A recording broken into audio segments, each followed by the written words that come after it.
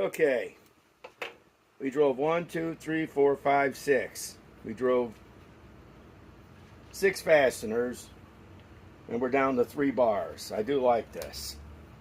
It's a little warm after driving that 8-inch lag. You know, what do you expect? An 8-inch lag, you normally don't drive them with impact drivers. But you know me, I tend to beat the crap out of my tools. Okay, well, you know what's going to go on